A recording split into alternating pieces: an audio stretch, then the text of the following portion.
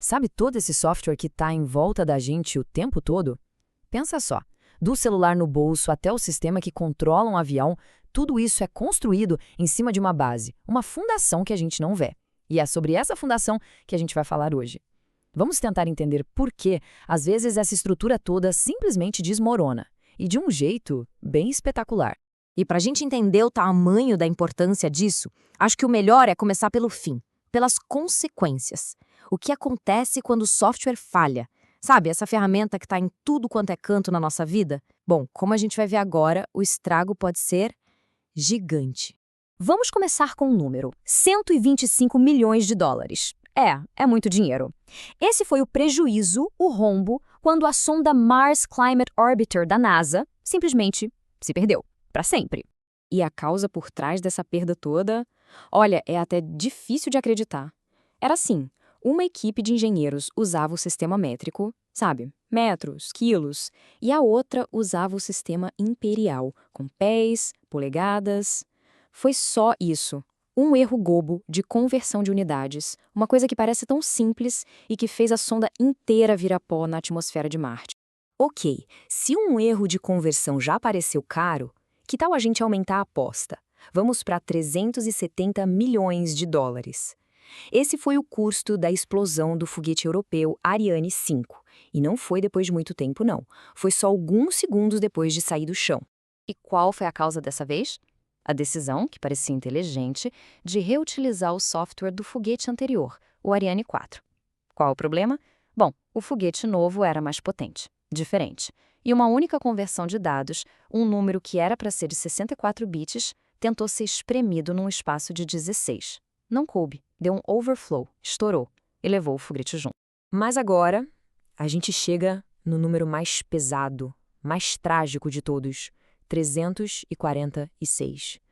Esse não é um valor em dinheiro, é um número de vidas, de pessoas que se foram nos acidentes do Boeing 737 MAX. A causa dessa vez foi um novo software de controle de voo. Um sistema que os pilotos simplesmente não conheciam direito. Não tiveram treinamento suficiente para lidar com ele. E o resultado foram 2 catástrofes aéreas em menos de 5 meses. Então, o que liga todas essas histórias? Sonda perdida, foguete explodindo, aviões caindo, desastres enormes, tanto financeiros quanto humanos. E todos eles começaram exatamente do mesmo jeito, com requisitos mal compreendidos. A fundação, a planta baixa do projeto, estava errada desde o começo. E é aqui que a gente chega no centro de tudo, no coração do problema: o mundo dos requisitos. Que, vamos combinar, é bem complicado. Mas afinal, o que é um requisito? E por que é mas tão difícil acertar em cheio? Bom, de um jeito bem direto, um requisito é uma condição, uma capacidade que o sistema precisa ter para resolver um problema. É basicamente a lista de desejos. É a fase em que se decide, ok, o que exatamente a gente vai construir. Parece fácil na teoria, né? Mas, na prática, a coisa começa a complicar porque, olha só, os requisitos podem vir incompletos, ou podem ser ambíguos, sabe? Cada um entende uma coisa.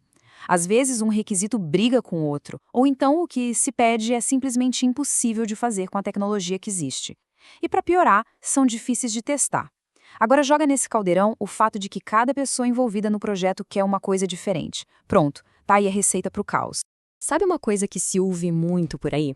Aquela reclamação: o cliente não sabe o que quer. Mas a verdade é um pouco mais complexa que isso. A real é que as necessidades das pessoas mudam, elas evoluem conforme elas vão aprendendo e usando o sistema. Não é que a pessoa seja indecisa, é um processo de descoberta tanto para quem pede quanto para quem faz. Beleza, então como é que a gente sai desse labirinto? Como se organiza esse caos todo? A resposta não é só, escrever um código melhor. O segredo é criar uma planta baixa, um projeto muito mais sólido. E sim, existe um método para isso. E o nome dessa disciplina é Engenharia de Requisitos. Pensa nela como uma abordagem toda metódica, bem estruturada, para garantir que o que está sendo construído é a coisa certa e do jeito certo. E o mais importante, desde o comecinho. De forma geral, a gente pode dividir a engenharia de requisitos em 2 grandes partes, 2 fluxos. O primeiro é o desenvolvimento dos requisitos, que é basicamente criar aquela planta baixa inicial. O segundo é o gerenciamento, que é como a gente lida com as mudanças que, acredite, com certeza vão aparecer no meio do caminho. Então vamos focar nessa primeira parte. Como desenvolver os requisitos? Como a gente pega uma ideia que está meio no ar, meio vaga, e transforma num plano claro que dá para executar? Bom, existem 4 passos que são chave para isso. O processo todo gira em torno de 4 atividades principais: elicitação, análise, especificação e validação. E olha, isso não é só um monte de nome técnico num fluxograma, não.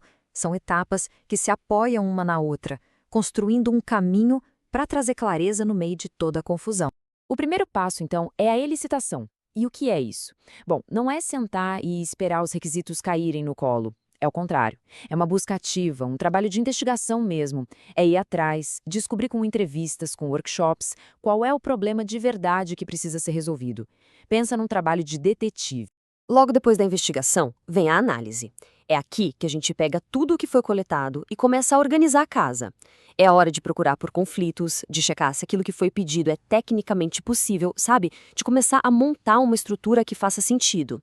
É literalmente a fase de encontrar os problemas escondidos antes que eles virem, bom, desastres. Ok, com tudo analisado, a gente vai para a especificação, que nada mais é do que o ato de botar tudo no papel. Documentar de um jeito super claro que não deixe margem para dúvida. Pode ser com texto, com diagramas, com modelos, não importa. O objetivo é um só, que todo mundo, do cliente ao desenvolvedor, olhe para aquilo e entenda exatamente a mesma coisa. E por último, mas talvez o mais importante, a validação. Essa é a hora da verdade. Antes de alguém escrever uma linha de código sequer, esse passo é para confirmar com todo mundo.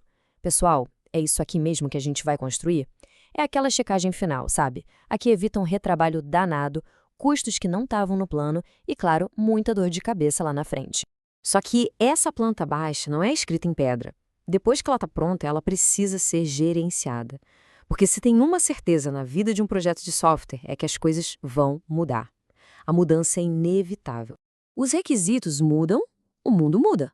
E o processo de gerenciamento serve exatamente para isso, para acompanhar cada uma dessas mudanças, para analisar o impacto que ela vai ter no projeto, no cronograma, no orçamento, e assim garantir que mesmo com os desvios, o navio continue no rumo certo, sem ninguém perder o controle da situação. E, para fechar, fica uma citação de uma lenda da área, o Frederick Brooks. Ele disse: a parte mais difícil de construir um sistema de software é decidir precisamente o que construir. Nenhuma outra parte afeta tanto o sistema resultante se for feita de forma errada. Quer dizer, isso resume tudo, né? Aquela planta baixa invisível, os requisitos, não são só o começo. Eles são o ponto mais crítico entre o sucesso e o fracasso. E a pergunta que fica no ar é: será que a gente está dando a devida atenção a isso?